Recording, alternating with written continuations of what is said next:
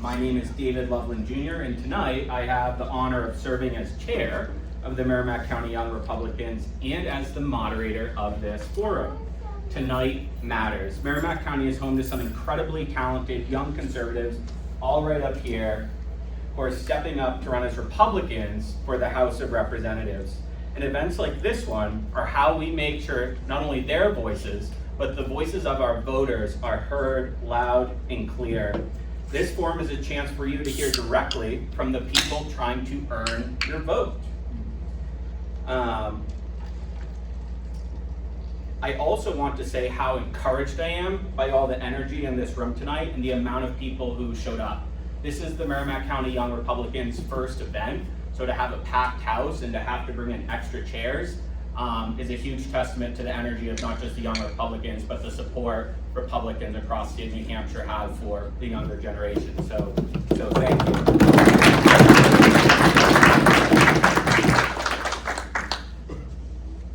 Whether you're a longtime member of the Republican Party or a first-time guest, which there's a fair amount of you in the room here tonight, or you're here supporting a candidate that's a family member or a dear friend, your presence here matters.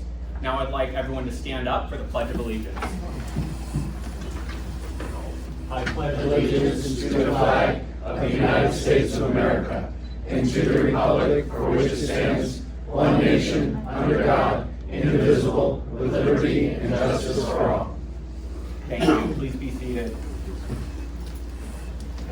Before we start the forum, it is my privilege tonight to introduce a very special guest, someone who has served the people of New Hampshire and the United States at the highest levels as an American senator and as a U.S. ambassador. Please join me in welcoming Senator and Ambassador Scott Brown. First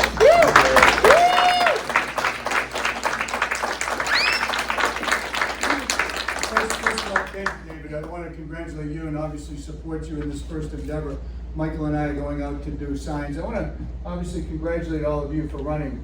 It's so important, and I was giving some advice to the spouse of one of the candidates, which is you can't fight the battles for your partner that's running. As much as you want to be that mama bear or papa bear, you can't. You have to kind of let things roll off. A lot of things happening out there. Things are a little bit upside down, and the fact that you're running, it gives me great hope and solace. And the fact that you're all here to do the things that you do, encouraging these people, is really, really important. So God bless you. Work hard. We have a short period of time to really pull this off. So David, I wanted to be here to support you. You've been a great man. We appreciate that. Great job. Thank you. So thank you, everybody, and have fun.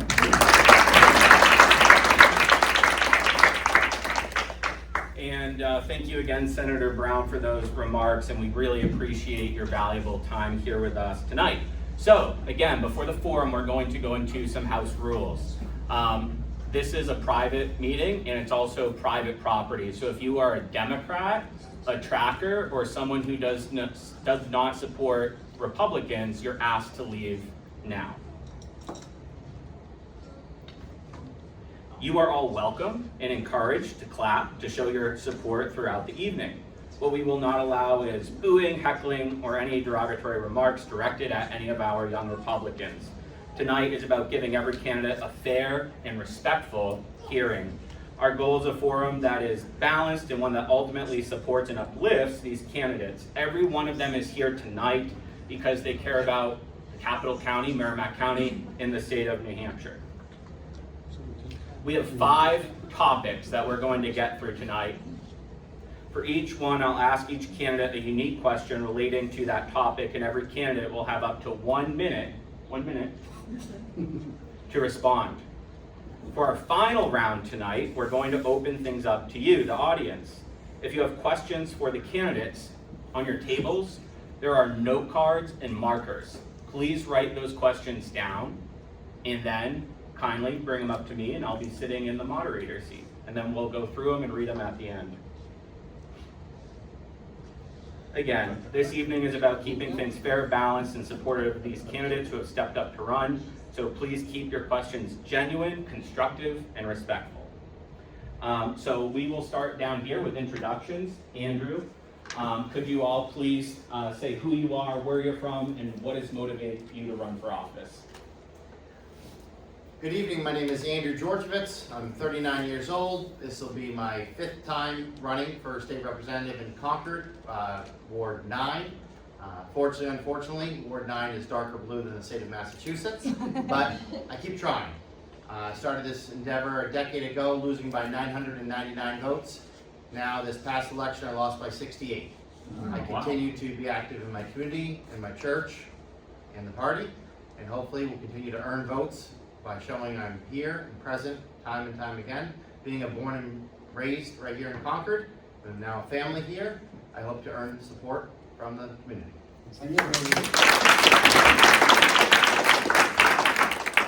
Thank you guys for being here. My name is James Thibault. I'm the state representative for Franklin and Northfield. I'm running for my second term, my first re-election, and I started running because of my sisters.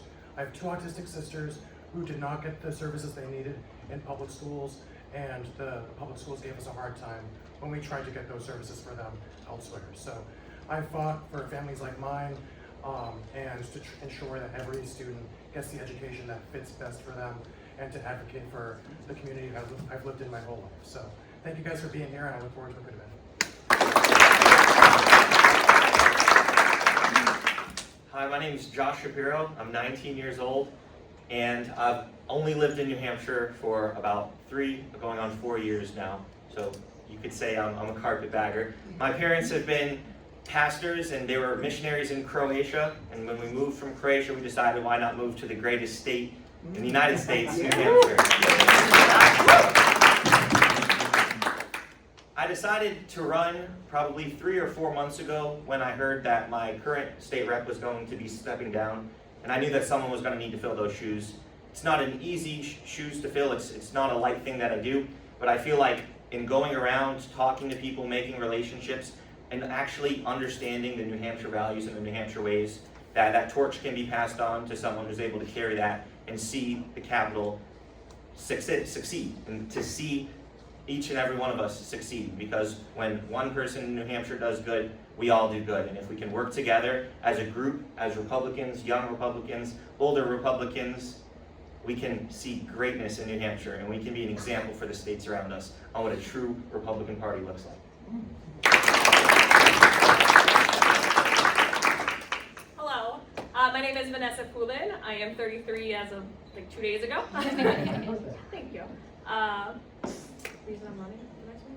Reason I'm running, my main thing is I have 3 kids at home. I have a 5-year-old daughter and 2 twin 3-year-olds.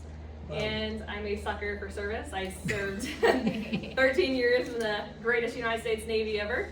I want to make sure, my family can grow up here nice, safe, and educated. Thank you. Hello everyone, my name is Mathew Pitaro. I'm 39 years old and I'm from Allenstown, New Hampshire. And just like my favorite president, I'm serving my second non-concurrent term as New Hampshire State Representative. And I am seeking re-election to a 3rd term. I'm looking forward to hopefully going back to the Transportation Committee, where we do a lot of policy on the roads, airways, and waterways. And I'm also looking forward to going back to the House with all of my friends and colleagues up there. And it's really fulfilling because I did have some opportunities for some small victories this past session. And so I just want to continue moving the ball forward, moving the banner forward for Republicanism, and excited to be here. Thank you all for coming. All right, so we're going to move into the first of 5 topics, starting with housing. And James, you're going to get the first question, and if any of you need me to repeat the question, please let me know, and I will be happy to do so. New Hampshire continues to face a housing shortage. What do you believe is the biggest barrier to building more housing, and how would you address that barrier? So thanks for that question, David. And I think this is unfortunately a topic that has sort of divided our caucus over the past couple of years. There's the local control people who want everything to be decided by local zoning boards, and there's some people who want a little more state control. I tend to take sort of a moderate view on this. I think for the most part, yes, absolutely local control is essential And we need to ensure that, when you're voting for your municipal officials, they have a say on what goes on in your town. No one wants a coal plant next to an elementary school. No one wants that. But when it comes to zoning at the same time, you really don't need some of these issues up in the North Country with mandatory minimum 5-acre lots. That stifles home growth, and it prevents people from building houses on otherwise perfectly usable land. So I think the state needs to step in and say, okay, cap what the maximum lot size can be, or minimum lot size can be, and go from there and just make it so more lots are available for people to be able to build more homes, and just really remove those barriers to more construction in this state. Because folks up here, folks I talk to at my school, they're afraid they're never going to actually be able to live here because they can't afford it.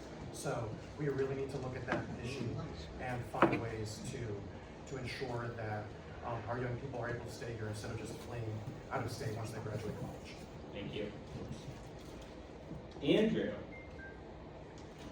how can the state of New Hampshire encourage the construction of middle-of-the-road homes while respecting local control?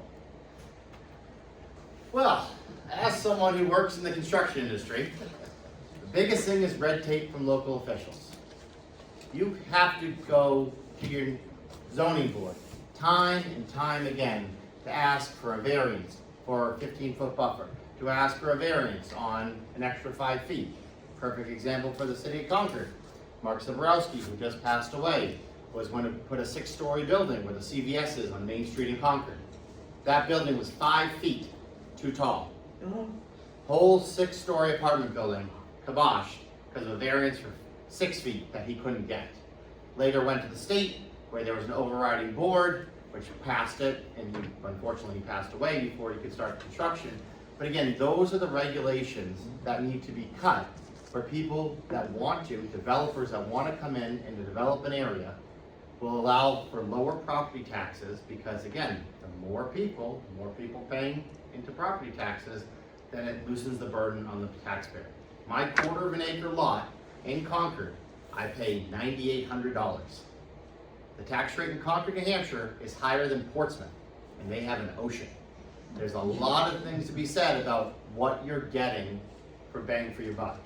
So when these developers come in and they're faced with so much red tape in certain towns, again, this is not housing, but Washville on Loudon Road, that hit one snag. I built 2 of those in Portsmouth and Somersworth before Concord was built. Get the red tape out of the cities, out of the towns with being over-constructive of, you need to have this study, that study, this, again, study after study, where it just can't be an individual going to the planning board and saying, I want to put a garage on my house anymore. You need to hire a lawyer, you need to hire an architect, you need to hire surveyors. It becomes too burdensome. If you want commercial development, if you want residential development, loosen the burdens on the people that are developing. Thank you. Josh, what role, if any, should New Hampshire government play in helping young families like Generation Z and millennials afford their first home? Well, great question. Coming from living many years in Florida, I actually really like what they do there for a first-time home buyers program. I've talked to many people in the state of New Hampshire who like that, but then the worry is, where does the money come from? And I think that is the question. I do like the idea of the government, the state government, being able to help and assist with that, but how is that going to look like? Where is that money going to come from? That's the questions that I think hinders the conversation going forth of, can we do that? Because I think most people would say, yes, we want to attract young people to our state, to keep the young people in our state, and if this is something that would help, let's figure out how to do it. But we also need to remember that taxes are high, property taxes are high. So I think that in order to implement something like that, we have to first address the issues of the high rates of taxes and figure out how we can make it work and actually affordable for the state, not just another program that costs a lot of money. Thank you. Vanessa, how can New Hampshire balance responsible housing development with preserving the character and rural integrity of New Hampshire? So this is awesome because I'm on the planning board and I'm also on the conservation team. so both my wheelhouse. My biggest thing of keeping rural areas still rural, but also we can't stay stagnant. Nothing improves if you're stagnant. Something has to change. Right now on the planning board, there's a lot of mishmash about zoning versus planning board, who's in charge of what, why are they in charge of that, and I think that itself, along with ADU developments, you gotta make it affordable. Right now it's not affordable. It's not affordable for each generation. No matter which way, the older, the younger, no one can afford anything right now. And that has to change. We need to figure out what's going on with that. Right now for Epsom, I can speak on my board. Epsom right now, it's not being able to build off of Class 6 roads. We have all the land, we have all the property, but we can't do anything with it. Thank you. And one quick note I shall interject is I believe last week the governor signed it into law that now you can, by right, build on Class 6 roads. Only if the selectmen approve it. Only if the selectmen approve it. So we gotta keep working, but we have one step forward. And the last question in housing is Matt.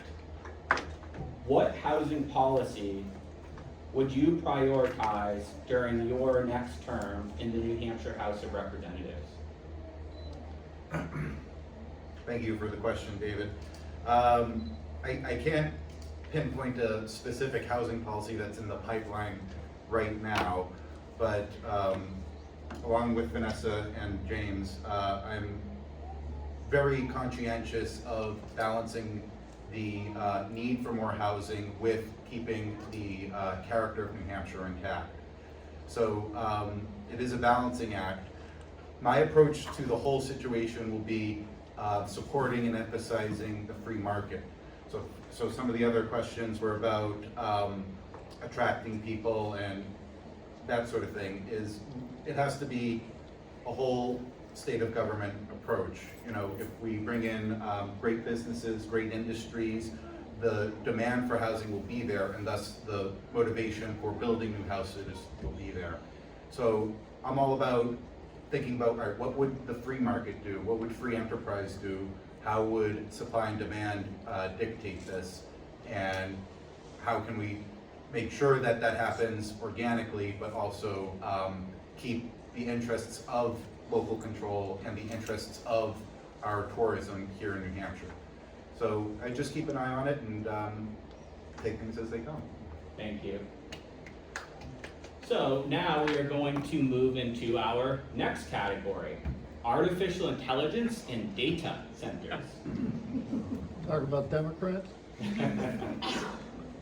James, artificial intelligence is rapidly changing society, including in New Hampshire.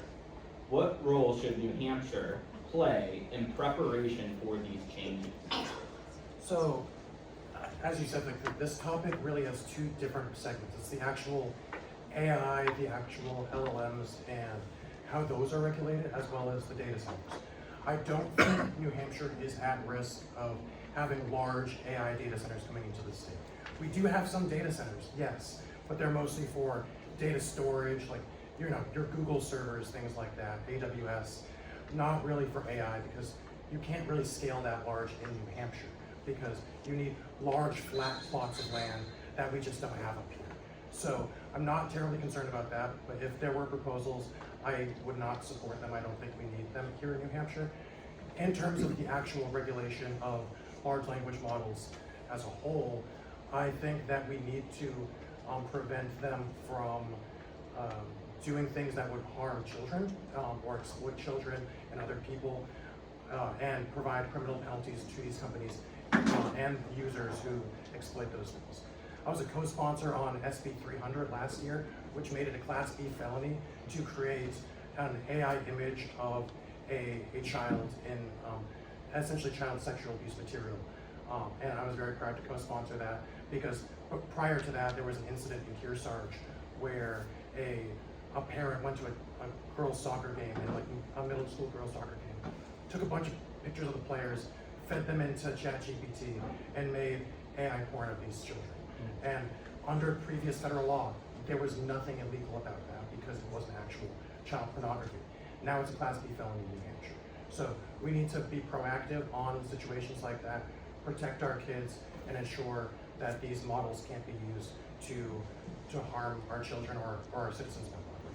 Thank you.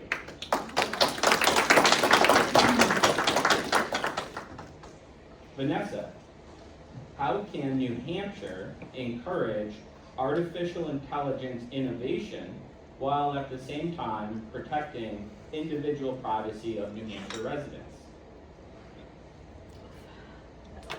Okay, so AI, I do believe AI has its place. It's not gonna go anywhere.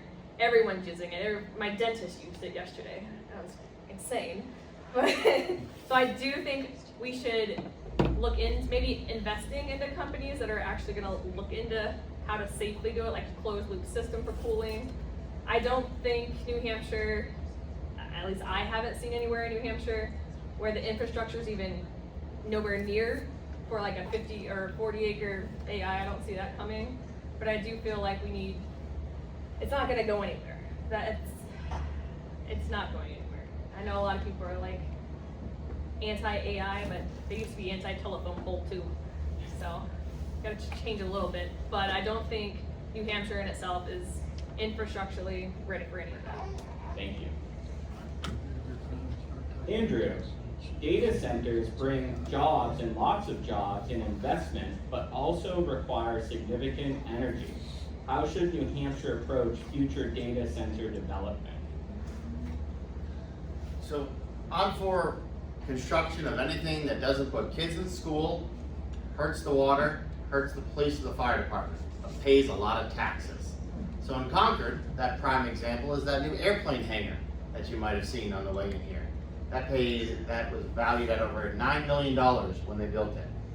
I want to see more large-scale infrastructure built that we can tax and takes the burden off of the homeowners in a town. Now, again, with a closed loop system for cooling, again, people understand the water can be used and used again. I don't know if any of you have been to the Wheelabrator power plant off of exit 17. That machinery is cooled by water that has gone through system after system after system. If you drove around the plant, you'd see 8 different rain for rent, 53-inch trailers, 50-foot trailers, with all the water system going through it. That is always regenerated water.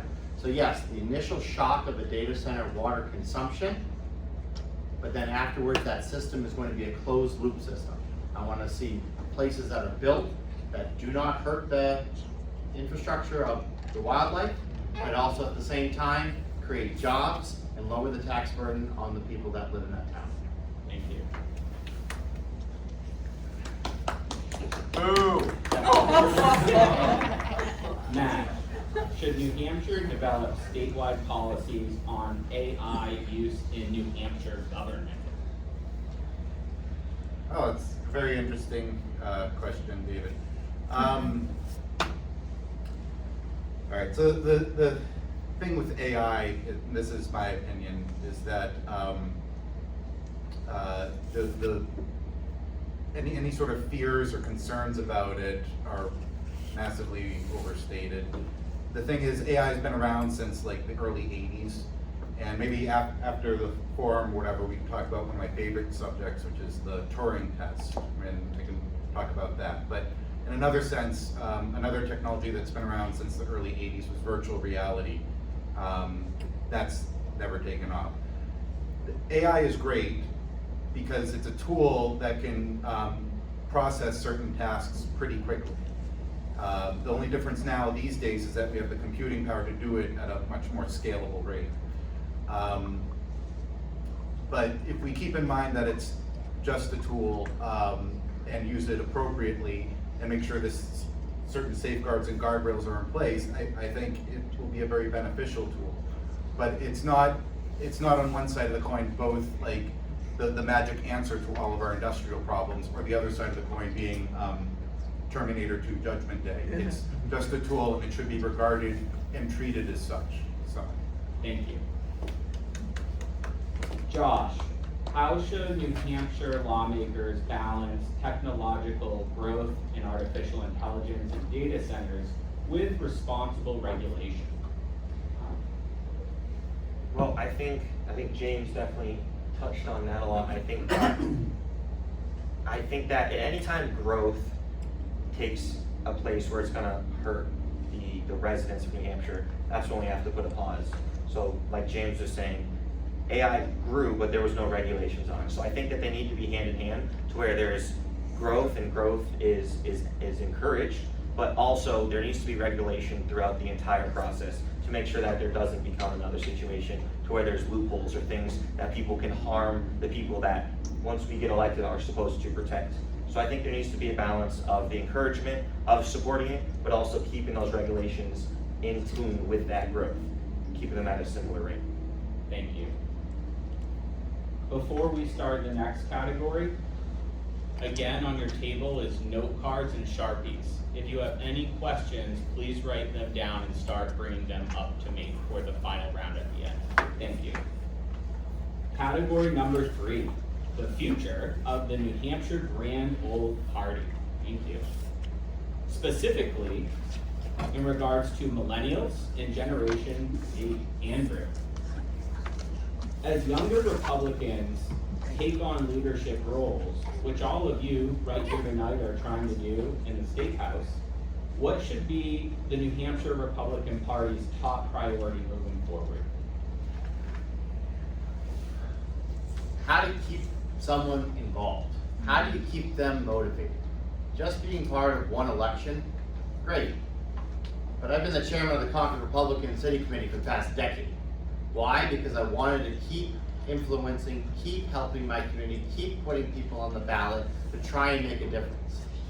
That's why you gotta keep people involved by, again, I focus on events, I focus on engagement in the community, with President Parades, with President Market Days, anything we can do to be seen, to show that conservative message to the younger generation. Again, starting off as a job as a waiter, President Trump, no tax on tips. Everybody should be happy about that. Publicize it.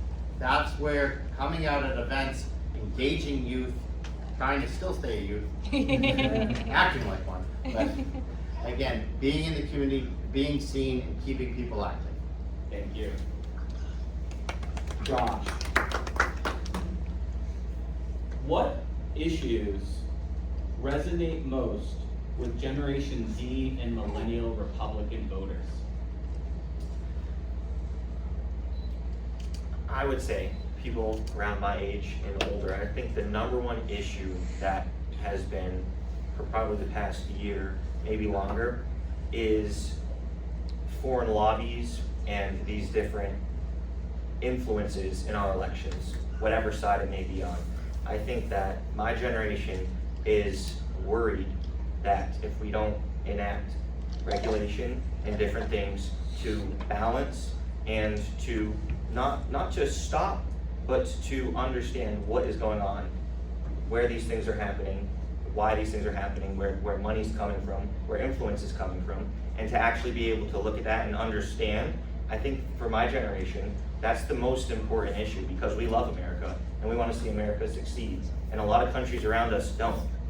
And if we don't be careful and actually know who's our friend and who's not, and where these influencers are coming from, we're in a scary situation. And I know, talking with people my age, it's an issue on both the left and the right. It's an issue across the board, because whatever side you may be on, economically we may disagree, socially we may disagree, but majority of Americans love America and want to see America prosper. And I think that would be, in my opinion, one of the biggest issues in my generation. Thank you.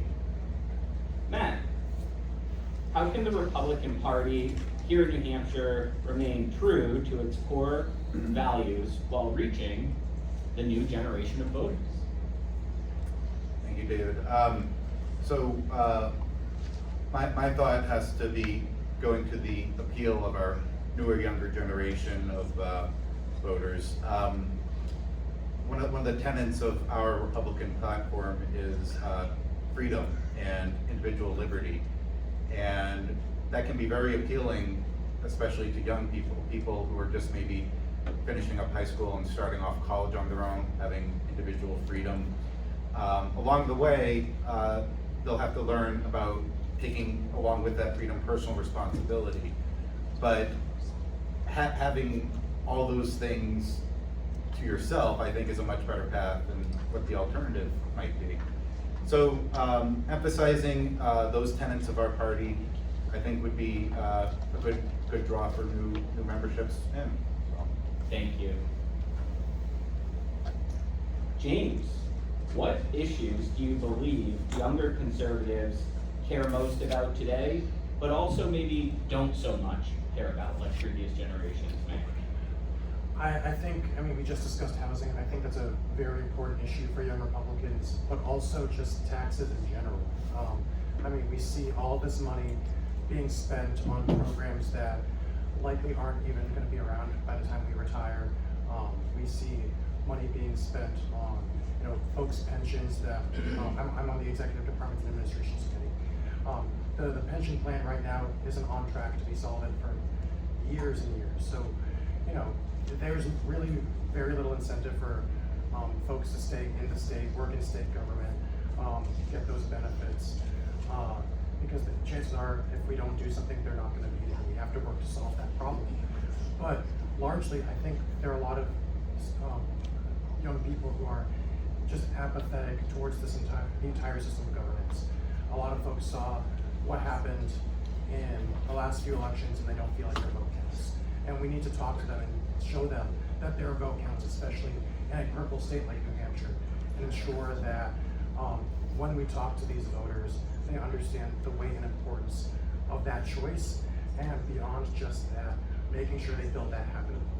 So get rid of that apathetic sense of what our government is, teach them exactly why civics and civic engagement is so important and such a beautiful thing, and get them involved not just at the ballot box, but beyond, in our communities, in our committees, but also at the State House. Thank you, James. And we have another young Republican state representative who just entered the room. So Eli Wilson, come right on up. Thank you for being here. More clapping than I usually get. Thank you. So we're on category number 3, the future of the Republican Party relative to Gen Z and millennials. Vanessa, what role should organizations like the New Hampshire Young Republicans and Merrimack County Young Republicans play in shaping the future of the party? I think the number one thing is reach out. I think a lot of people right now, especially like my age, I don't want to say chronically online because that sounds horrible, but everyone has a phone on them right now in this room. It's with us forever. And I feel like a lot of the Republican Party is older in this area, and they don't like TikTok or Instagram or Facebook or any of it. But that's where the people are. They're probably arguing with somebody online, but they're there. And I feel like just reaching out to them and saying, hey, this is where our home base is. If you ever want to come home to us and join us, get to outreach to them. Thank you. Eli, before I ask you a question under this category, feel free to stand up for 1 minute, introduce yourself, where you're from, and why you're running. Love that. Hey everyone, I'm Eli Wilson. My full name's Elijah Wilson. I'm a husband, father of 3 kids, 2 boys, a newborn who's actually now not quite a newborn, she's 3 months old, but time flies, especially when you're a young father, trying to set the example for your boys. And I'll give you a little background on who I am. So I served for 12 years in the United States Army. Then when I got out, I did a little bit of time. Many of you served as well, so thank you to all of you who did that. So it set the example for me. And that's kind of the big reason why I wanted to get involved in local politics. Earlier this year, I ran for city council in Ward 4, a historically blue, pretty saturated area. I didn't win, but I didn't lose outright. I came in 2nd out of 3. I had some really good, 3 candidates, I had some really good help with that. David Loveland took me under his wing and ran my campaign. Scott Maltzie, who I've had the privilege of growing up with, going to church with, and learning from his example, not just as a person in politics, but also as a good man. helped kind of show me the ropes and show me kind of the behind the curtain that is politics. And it's new to me. This is a whole brand new experience. I'm only a year into the Merrimack County Young Republicans, having a great time over with Virginia and the rest of the crew. We had the privilege of standing up the Merrimack County Young Republican chapter, kind of bringing it back to life, I guess. So super involved there, trying to be a good example for my two boys who, you know, if it's God's will that they join the military, great, but in some way, some means or fashion, I want them to serve the community, serve their country. So that's a little bit about me, why I'm running. I'm not a career politician. I don't know all of the initiatives that are going on right now in the State House, but I'm very open to learning. I'm the head of sales in the corporate world, so I enjoy taking on complex problems and helping solve them for the benefit of everyone. And so I'm hoping to bring some of that tenacity and vibe, I guess, to the Republican Party as a state rep. So, thank you. I'm going to have you stand up one more time. Lovely. So again, the category we're in is the future of the New Hampshire GOP relative to millennials and Gen Z. How can the New Hampshire Republican Party better connect with millennials and Generation Z Republicans? Honestly, I think it's exactly what we're doing right now. I think it's providing platforms for people with opinions of all types to be able to come out, stand up with each other, shoulder to shoulder with the other people their age in their community, not even their age, just be in a place that they'll be able to be comfortable to table their ideas, exchange their ideas, and then be persuaded wherever their convictions go. Now, my convictions are on the right side of the aisle, and I would hope to compel them to see my point of view, but we're not going to be able to push any narrative or any objective or any initiative if we're at home all the time, if we don't feel connected with people in the community, and we certainly feel siloed in our own little world. So more of this, get involved in the Merrimack County Young Republicans or the broader Young Republican Party if you're a young person listening to this or seeing this. And don't be afraid to take the jump and do something that you're maybe uncomfortable with. It's definitely uncomfortable for me, kind of becoming, opening up to the public, I guess. I love being relatively private, but this is something that I need to do, something that I think more young people want to do, and they just need somebody to take them by the arm and just say, hey, go do it. You've got a gift. You may not have a gift, but you have a desire to do more. Just do it. You only live once, and that's not to be said lightly, but definitely don't pigeonhole yourself in, you know, I'm a shy person, or I maybe don't have as strong of an opinion as someone else.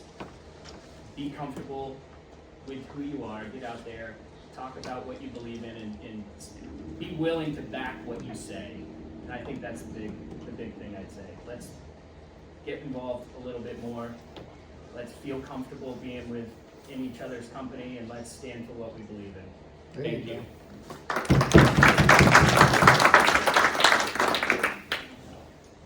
Category number 4, education. Ooh. Yeah.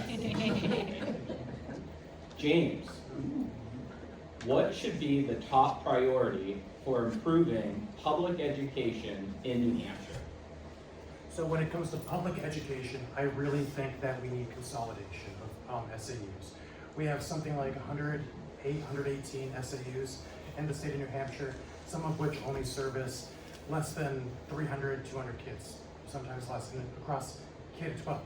So when you have that much local control, sometimes it becomes burdens, because you have all of these administrators, you're paying 6-figure salaries to manage basically what a building principal, or half what a building principal would have in a city like Manchester. It doesn't make sense. It doesn't make economic sense. So if we're looking at school efficiencies, that's a great one to start with. I don't know if setting it at the county level is the right answer, because we have several regional school districts that cross county lines. Those communities would be broken up, but we need to explore bringing it down to whether it's 15 or 20 school districts. We need to do something to make those areas smaller. We also need more civics education. As I said earlier, we need to focus on showing these kids why they should get involved. Even if they don't run for office, they need to understand the importance of their vote, understand the importance of their voice in local matters and state matters and in federal matters, and show them how they can get involved. I've been involved getting students into the State House, testifying, learning about the process for my entire 2-year term, and even before that. And I've been happy to do it. I have students reach out all the time from across the state asking how can I get involved. And I've been working with them on that significantly. I'm running a new summer civics program for high schoolers at the State House this summer, twice a week for 6 weeks. It's been a smashing success so far, and I hope we can continue to expand opportunities like that across the state for all of our students. So. Thank you.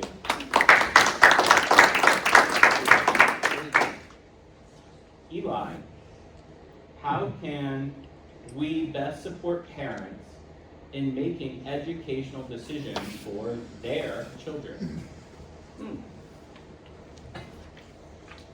I would have to say I do stand with James on a lot of what you had to say to all of it, I would say. So, if there's anything additional you have to add to this, I would love to hear that. I would say that parents are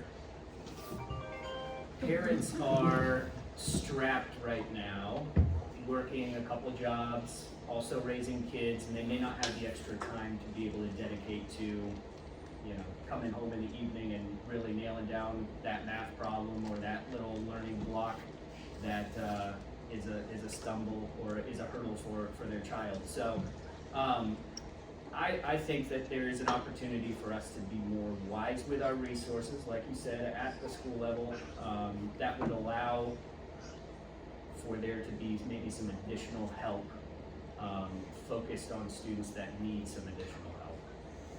I don't think it needs to be a blanket statement made for everyone or every situation, but there definitely needs to be more efficiencies at the schools, so that way they can have more resources to offer an avenue for learning kids that are maybe having an EIP or something like that, and they need to have more dedicated, hands-on experience with their teachers. That's what I would say. Thank you. Andrew, what role should career and technical education play in preparing students for the workforce? Everybody should be hands-on. Everybody should know how to change a tire. Everybody should know how to make a peanut butter and jelly sandwich. I mean, these are the basics. And fortunately or unfortunately, the basics just aren't being taught. I'm in sales. I sell construction equipment, I rent construction equipment, I worked on campaigns. I love sales. But my son, who's 6 years old, has changed profession about 24 times. He loves fire trucks, he loves police cars, he likes big machinery. Again, but I'm gonna offer him a path to trades. Saying, do you wanna be a plumber? Who here has been to the Crane Estate down in Mass? That guy was a plumber, okay? You look it up, it's the biggest McMansion you've ever seen. But again, there is nothing wrong with not going to college. There could be a trade school. I was not a perfect student by any scope, but I know it's shocking to all of you. But I took a test to get into NHTI, and the test came that said, you have desire to want to learn, but you feel like you have no desire to be here in school.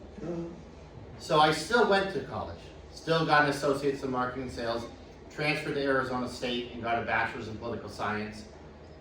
But that was just because the job market asked one simple question: do you have the piece of paper? That market is now changing. You don't need to have that piece of paper. It's more of a, do you know somebody that can get you the job interview? Do you have the skills to at least be able to speak in a job interview to someone? Those are the skills that are going to bypass that Russian literature degree from Harvard, because that really doesn't matter when you need to change a light socket. So those are the things that I want to bring to the table, saying, check out the trades. Don't be afraid.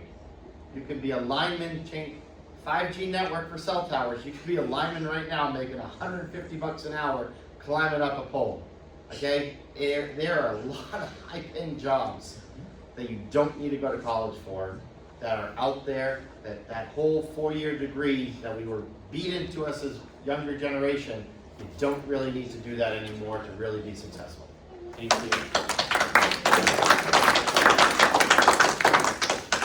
Matt, how can New Hampshire attract and retain high-quality educators, not just a teacher, all due respect, but high-quality educators that when some kid graduates 30 years later, he'll be able to say, I remember Mr. or Mrs. So-and-so. I learned so much from them and they had a huge impact on my life. How do we attract those educators and retain them? That's a good question. In my opinion, the answer to that would be teacher pay. We need to up that. I am all for teachers, I'm all for educators. And when you asked that question, I did think back to some of my teachers and some of my professors and how much of an impact they had on me. I think the thing with schools in general, we do want to get back to basics. I'm all about literacy. Talk to me afterwards about my thoughts on literacy. I also think we need to move away from our children being behavioral social experiments in our classrooms. The point is that our children who go to school, they are students, and they're there to learn the course and take the course and learn the course.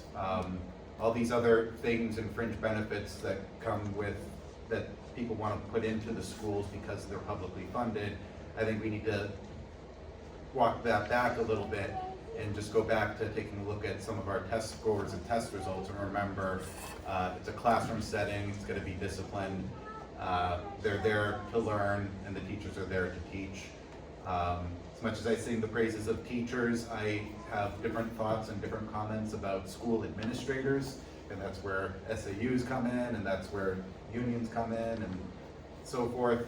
A lot to say about that, but no, I think teachers, we ask a lot of them, same with our first responders, and they should be compensated accordingly, and there's no reason why we can't encourage everybody to find the means to do so. Thank you. Wrapping up, category number 4, education. Vanessa, what skills do today's New Hampshire students need most to succeed in this brave new world after graduating high school? The biggest one is critical thinking. I feel like everyone either loves AI too much and relies on it for every little thing. Instead of Googling things or asking Alexa, they go straight to their ChatGPT, Perplexity, there's a zillion of them. And I feel like no one has an original thought for themselves right now. I feel like that is probably the biggest thing right now. Thank you.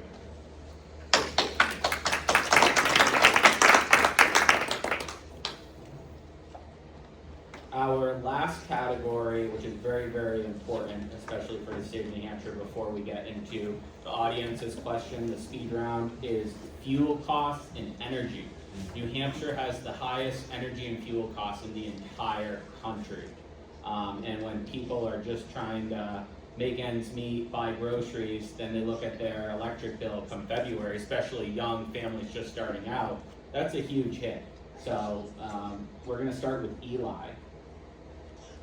These prices adversely affect the pocketbooks of families, business people, and commuters. What policies would you support to help lower energy costs in the Granite State? I would have to look at what is on the table right now and be able to give an educated answer. But I lived in Seattle for a period of time where there was a very extreme view on this type of a conversation. Renewables, solar, wind, the whole 9 yards, relying on them to subsidize the electrical, the grid, power grid and whatnot. So I think that we can come together and make a decision on a more efficient means in which, or means by which we generate power and be able to actually see a relatively steady cost across natural gas, electricity, and just local basic utilities. Because there is quite a fluctuation, and a lot of it is tied to maybe a certain group that's a provider for a region or a city or whatever, and I think maybe there can be some adjustments in how we provide energy to our local communities. But again, I need to look at the local policies and be able to understand where we're at now and what I can do to help. Thank you. Andrew, how can New Hampshire improve its long-term energy affordability? Long term, well, I look at the 5 meg field that opened in Concord today. I look at the Warner 2 meg field that was just built. These solar arrays are being built. They're being built on old trash landfills, which is a great place to have them because you're not going to put a house. But long term, because we have snow in the winter, solar panels get covered. What is our diversity, our portfolio of different energy structure? We got a Sewell's Falls Dam here in Concord. It was blown up in the 80s. Still, nothing's happening with it. Hasn't been touched. The Dam Bureau built a new facility, and that now has become a homeless encampment, which has now been blocked off.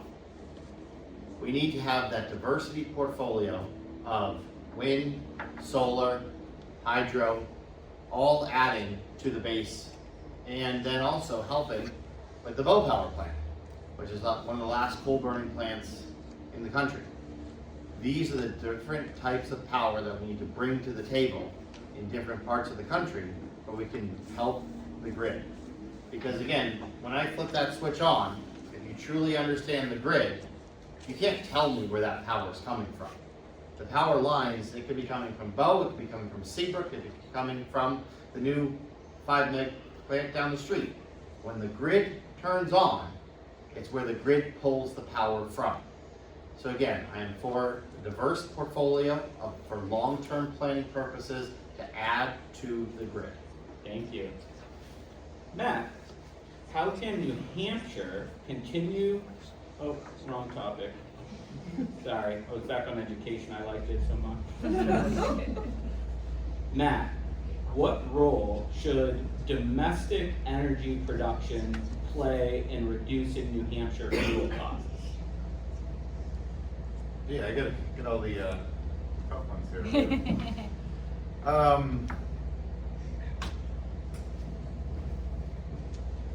So here in New Hampshire, we're blessed. We're absolutely blessed to have the nuclear power plant down in Seabrook. I understand that there's a second pad there waiting for a nuclear reactor. I think we're moving ahead on that. That's going good. This is my opinion. Nuclear is the literal answer to everything energy related. Literally, if we built 400 new plants, that would meet our energy demand for 2,000 years across the country. People, just like AI, people are hesitant about it because they don't understand it much. But when it comes to nuclear energy, especially modern nuclear energy, it's essentially perfectly safe at every level, and you know, that will be the consistent, reliable form of energy in the very distant future, but it doesn't have to be the distant future. It could be right now. And the fact that it isn't right now is what Eli was talking about with different concerns and different interests getting in the way. Talk to me after about nuclear. I love the subject, go on about it, but for now, we do have to work with what we got with an all of the above portfolio of all the different energy sources, but sadly and truthfully, the real answer is nuclear adoption is the solution to this planet's energy problem. Thank you.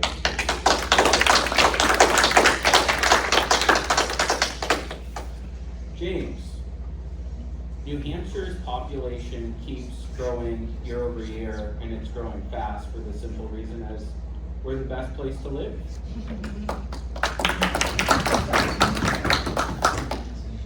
But because of that, there's more demand on our infrastructure, specifically our electric grid. So what can we do to improve and grow our energy production so we can not only sustain the residents' demand that we have now, but for future residents who are currently moving here and plan to move here?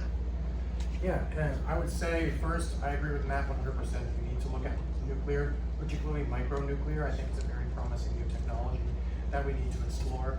I believe I was talking with Frank Edelblut a couple of years ago, and he told me that if we hooked up one of those nuclear-powered subs in Portsmouth to our energy grid, it could power about a quarter of the state. So if we can get a few of those generators here in New Hampshire, that would change everything. But something else we need to look at is we are the one Republican state in New England. We need to be putting more pressure on the administrators down in Washington and the White House to force through a pipeline through Massachusetts and New York, force their hands to ensure that natural gas can get here more economically, more affordably, because that's the only way that gas prices are going to come down. We need that pipeline, but those two states are blocking it. So we need to find some way to work with the federal government to either incentivize them or force them into submission, quite frankly, so that we can ensure that these, like all the New England states, are able to get more affordable power. Thank you. Josh, what energy policy issues deserve more attention in Concord? Well, I definitely agree with James. If we can get a pipeline here, that'll solve a lot of problems. But yeah, it's probably not a Concord issue, sadly. I think I like nuclear power. It's clean, you know, like Matt was saying, it's got a lot of positives. And if we can, at the State House, figure out how to make it, I don't want to say less regulated, but easier for it to be looked into in our state, and how can we make it even more efficient in the sense of, you know, the micro reactors. How can we bring those and incentivize companies in the state to do research, to look into those things? How can we open up that field of expansion to where we can be a state that starts to institute these new reactors and actually show the states around us, hey, they work, it makes sense. And we're also saving the citizens of our state money in doing so. I think it's a win-win on both sides. It makes a good example to the other states around us, and it also saves New Hampshire's money, which is ultimately the goal in any solution for energy, is to save money and make it more cost effective. Thank you. And to conclude category number 5, before we move on to questions from our audience, Vanessa, how do these extreme fuel costs in New Hampshire impact rural communities differently than from maybe urban areas? You have to drive. People that are in the city, they can either walk, they can do the e-bikes, they can do whatever they want that saves them gas. But when you're forced to live 45 minutes away from your local Walmart, you have to drive, and that is normally a vehicle, not an e-bike, especially if you want groceries. So I think that's the biggest thing, is the commute itself. Thank you. All right, so now we're gonna finish up and get into our questions from all of you. We have a little bit over 20 questions, which I appreciate. That's like a third of the room. But because of time constraints, we're not going to be able to get through all of them. So I'm going to ask you guys each question, and please give a response in no more than 15 seconds. This is gonna be the speed round, and it's gonna be fun. So let's begin, and we're gonna go down and back. Andrew, what is the #1 issue that you believe Generation Z and millennials can address more effectively than other generations?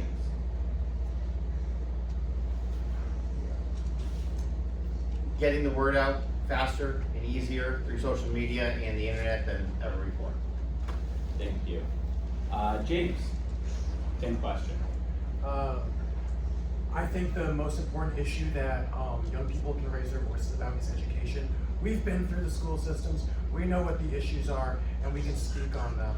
And I think we really need more people to do that. I'm gonna stay seated just for time purposes. I think that I would agree with Andrew. I think that we are the most proactive generation in the sense of we can reach more people than any generation before us, and we're gonna be able to, as a generation, have the loudest voice of any other generations. 1000%, it's being online.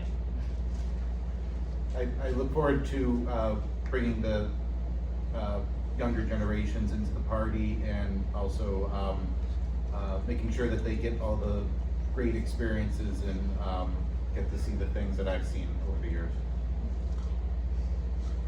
It's already been said. All right, this is a fun question. Who should be the next Republican president of the United States? Andrew. As a protector of the first of the nation, I am neutral. James. That was a great answer. I couldn't endorse this early on. I'm in the same boat, yeah. Yeah, same. Mathew Pitaro. We'll go with Mathew Pitaro. Thank you, guys. If you had a magic wand, what would you change on day one as a state rep, starting with Eli? Day one is a state rep. Well, I represent Concord. Yeah, magic wand. Well, I think like something that's sizable and material and that we can do is address the 16% of the land in Concord that is tax-free, and that tax is then deferred to the people that live in Concord. So I think we could get a fine-tooth comb and maybe look through look through some of the long-standing positions that towns and cities have had and find some efficiencies. Thank you. Again, Matt, if you had a magic wand, what would you change on day one as a state rep? This is more of a procedural thing, and I'm gonna actually just talk to the deputy speaker afterwards about it. But no, I think it was just a procedural thing. 3 minutes only. Thank you. Yeah. Vanessa. SAU consolidation. Josh. I'd figure out how to put a toll on the borders to tax out-of-staters coming into the state. James. Universal education, freedom, and open enrollment. Lowering a lot of taxes. Andrew, starting with you. Why are you a Republican? I work really hard. I like to keep the money I make. I've seen the damage that overbearing government control can have on families and individuals, and I want to stop that from happening to anyone else. I lived in Croatia for 3 years, an extremely socialist country in Europe, and I've seen the issues that socialism can cause, and the beauty of the Republican Party is something I don't take for granted. For me, it's a mixture of me going to 32 different countries and seeing how other people live, and it's just not for me, not for us. And a mix of my father being from Cuba and seeing how much he took and all the struggle from his side of the family. Not here. This is also an ask me after the thing, but basically my parents were Republican, but I was pretty much apolitical for a long time. In fact, I even did some stuff on the Democratic side before I joined the Republican Party. And having seen both sides at that time, I definitely made the wise, smart, soul-satisfying, correct choice. But yeah, I'd love to talk to anyone about my path about that. Yeah, I align with the ideas and ideals of the Republican Party. All right.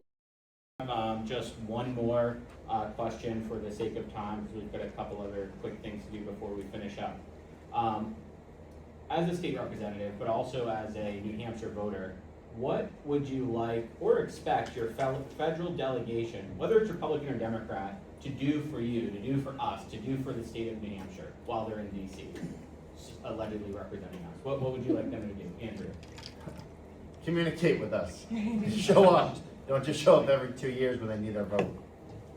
I agree 100%, and one thing I'll give Congressman Goodlander for credit for, which I don't do often, is that she does show up in the community once in a while. She just doesn't tell anybody. So even though we also represent that community, we can't be there and talk to our constituents at those events. And I think regardless of what party, we're there to work for the citizens of our towns and we should be able to work together at least on that and constituent service. I would agree with that, and I also think that either side, I think that the goal should be to see New Hampshire better, and if that takes some minor compromises, I would like to see either side be able to make those compromises for the better of our state. I would like to see more of like a transparency to the communication. While I admit she does show up to the community, she only invites a certain amount of people, a certain side, versus everybody. Of course. For quite a while now, New Hampshire has not had a Republican presence in our delegation. Years ago when we did, I did work with a Republican congressman to get the Amateur Radio Parity Act through. So the point is, real quick, is that like I have some other federal policies in my pocket that I'd love to be able to work with the Republican delegation on. Not to say that I can't do it with our Democratic delegation, maybe I just don't want to give them the win right now. So whoever wins these primaries and everything else, we all should be supporting 100%, because what the viewpoint that we have in Washington right now is not good. We need a Republican there. Representation for the boots on the ground situation, just a more realistic representation down there for sure. All right, thank you all. Now in 30 seconds or less, feel free to give an outro and why all these lovely, beautiful people in here should vote for you. Well, if you live in Ward 9 in Concord, which I don't think any of you do, my name is Andrew Georgevits. I'm asking for your vote because I'm here in the community. I don't disappear, I stay active. I'm in Kiwanis, I'm back at Mary Church, Bread Ministry, Concord Republicans. I'm here in the community. I help solve problems. I want to be a representative to continue to help to solve problems. Thank you.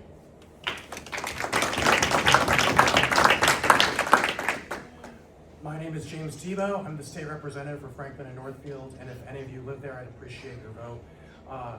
When I was elected in 2024, I was elected at 18. I was the youngest state rep in the United States. I consider it a personal failing if I didn't have my successor be from New Hampshire. So I'm so glad to see so many young people across the state running. Please support our young candidates, and I hope I can count on your support as well. Thank you. My name is Joshua Shapiro. I'm running in Epsom District 14. I want to thank everybody for coming out tonight. It's been an amazing night. Lots of great questions. If you have any questions that weren't asked, come up to me afterwards. I'd love to answer those questions. We are the future of the Republican Party, but there is no future without you. There's no future without you guys showing up to events like these, without these questions. So I want to encourage you guys, keep showing up, keep working, keep pushing for it, because without you, we can't make it. You guys are the most important things to each and every one of us up here. I want to thank you guys again. Vanessa Poulin, I am going for District 27, which is the lump sum of Epsom, Allenstown, Dumbarton, and Hooksett. So y'all are all from there. Please vote for me. My biggest thing is I just want to continue to serve. I took off my military uniform. I want to put on this little monkey suit now and do something bigger.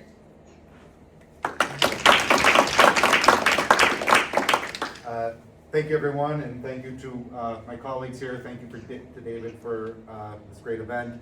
Once again, my name is Mathew Pitaro. I represent Allenstown, Merrimack County District 11.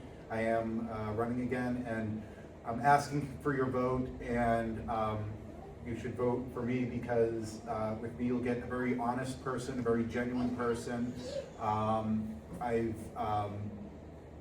I've built solid relationships and networks with people all across the state over the years, and I really enjoy serving, and I really enjoy the small little victories and achievements that I can do, and that's why I'm here to encourage all the young people to join the party and realize their own achievements. Thank you. Eli Wilson, I take checks and cash.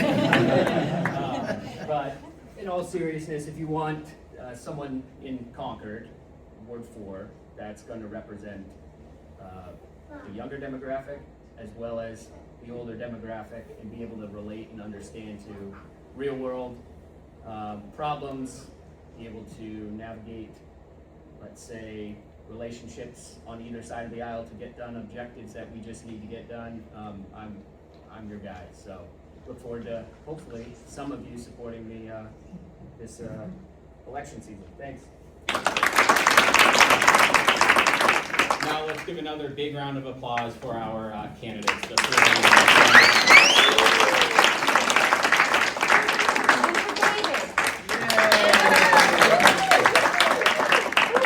And for our closing remarks, I am going to invite up the chairman of the New Hampshire Republican State Committee, Mr. Scott Maltzie.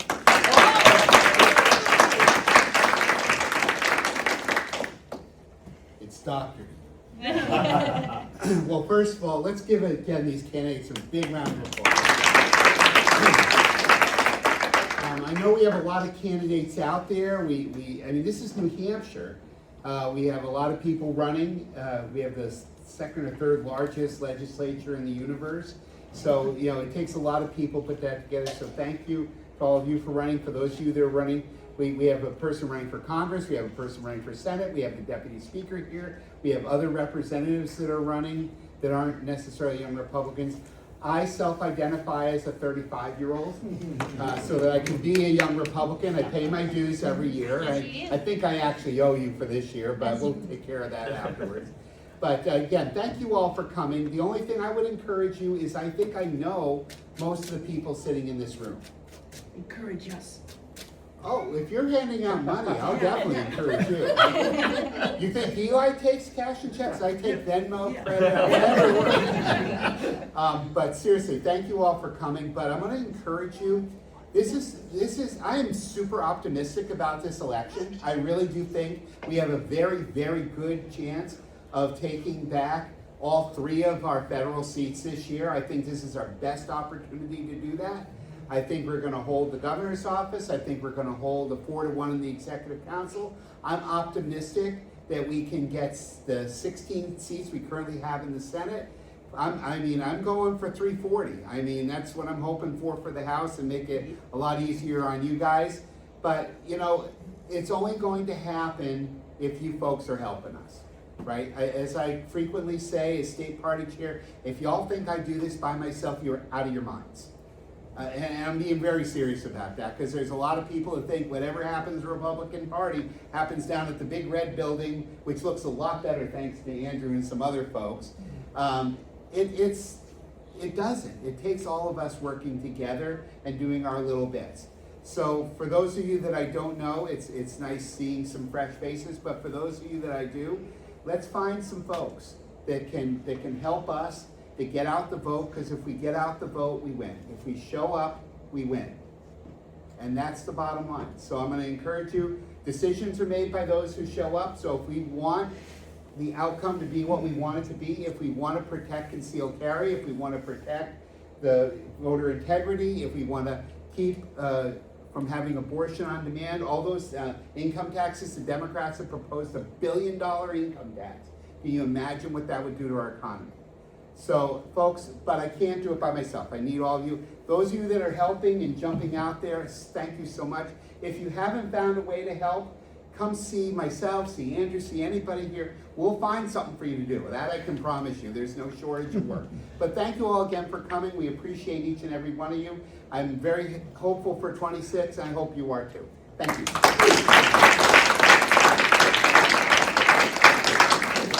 Thank you guys one more time for coming out and spending your evening with us. There is a big golden, because I love the color gold, cup over there next to the pizza and the drinks. If you would like to donate, we take checks, we take cash, and if you've got any pennies or quarters left in your pocket, you can put that in too.